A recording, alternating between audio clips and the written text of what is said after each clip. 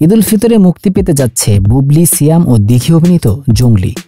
M রহিম পরিচালিত এ ছবির poster, teaser ও গান আগেও প্রকাশিত হয়েছে। শুক্রবার প্রকাশিত হয়েছে জঙ্গলি সিনেমার নতুন আরেকটি গান। টাইগার মিডিয়ার ইউটিউবে গানটি প্রকাশিত হয়। বন্ধু গো শোনো সিনেমার গানটিতে শবনম বুবলি ও সিয়াম আহমেদের রোমান্স ফুটে উঠেছে। জানা গেছে ঢাকার অদূরে মানিকগঞ্জে এই গানের দৃশ্য ধারণ করা হয়েছে। গানটির সুরকার প্রিন্স মাহমুদ ফেসবুকে লিখেছেন, পরিচালক রহিম জঙ্গলি টিম চেয়েছিল 90 দশকের সিনেমার মিষ্টি সুরের নিটল প্রেমের গানগুলোর মতো একটা দৈত্য গান।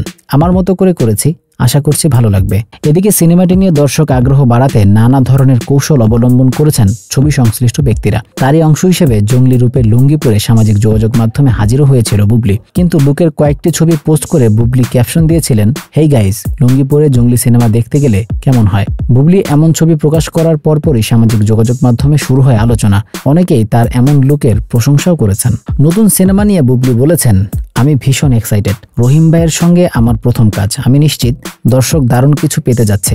পোস্টার ও টিজারে রহস্যের আভাস পেয়েছে সবাই, সেটাই জিয়ে থাকুক। আত্মবিশ্বাস নিয়ে বলতে পারি, জঙ্গলি সিনেমার গল্প প্রেজেন্টেশন একেবারে অন্যরকম, দর্শক মুগ্ধ হবে। পরিচালক এম রহিম বলেন, জঙ্গলি যে ধরনের গল্প, সেই গল্পের সঙ্গেই সিয়ামের বিপরীতে বুবলি বেশি মানানসই।